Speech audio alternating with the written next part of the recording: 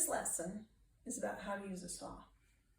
Now, I have to remember that when I'm in the shop, I'm going to have one of these on, and for everything. Sawing doesn't seem like a power tool, and you can't imagine anything flying in your eyes, but somebody else next to you might be operating a power tool, and what they have flies in your eyes, so always wear these. I'm going to saw this little piece of metal, and so I'm going to have to load this saw frame with a blade. The blades I really like, and this is a plug, even though I'm having a hard time figuring out how we're going to get stuff ordered from them. These are called Laser Gold saw blades, and they are made by Rio Grande Jewelry Supply, and Thunderbird doesn't carry them. These guys just last a lot longer. It is not a bad thing to get yours from Thunderbird, but you'll be happier if you get these. That's all I'm going to say. Now, when I have this saw frame, notice this is not a coping saw. It has a maneuver here for making a saw blade shorter, and it has two clamps. It doesn't have a nub to grab the saw blade. And this is a 4/0 saw blade, and I can't see what the teeth look like, so I'm going to feel it. And what I want is I want the cutting side aiming down. So that means that, oh, let's flip that over. I want it aiming down, so all the teeth are going point, point, point, point, point down. And I want the blade out. So what I'm going to do first is get that direction correct, out and down, open up my bottom piece, and push that blade in all the way so that it reaches the bottom. Now I am going to adjust the top, this knot here, so that the top, this part, just reaches the middle of this top nut. Where do you see where this wing nut is? Just make it go to the middle and tighten it. Now you're going to use this part of your chest, which will get very tender throughout this class from doing this, and you're going to push really hard and tighten it, just like that. Now, if you have a saw frame with a deeper neck, you will not go that hard, okay? You will actually push a little bit less because this piece will bend if there's a lot of length here. But right there is a very sharp, very tight blade, and you can hear it. Beautiful. Okay, I am ready to saw. First thing I'm going to do is I'm going to load my blade with either wax or something called burlap. Doesn't matter which one you use.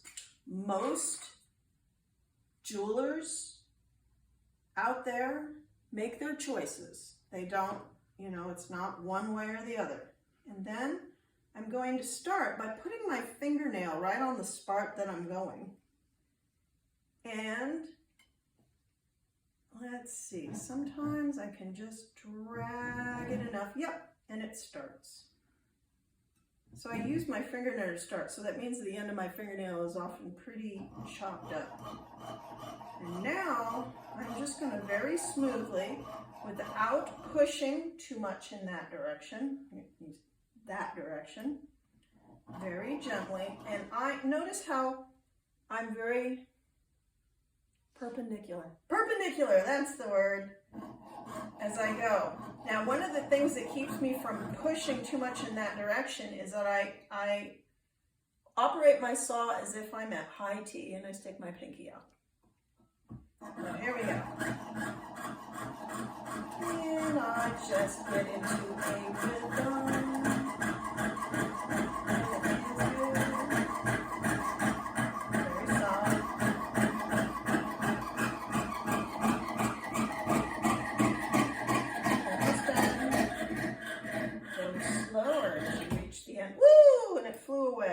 So sometimes I roll this out and it catches, but I wasn't thinking. So now I have two pieces that are pretty darn similar. So I can file and work and get this guy down. Now, when I am sawing something that, let's find a good scrap here.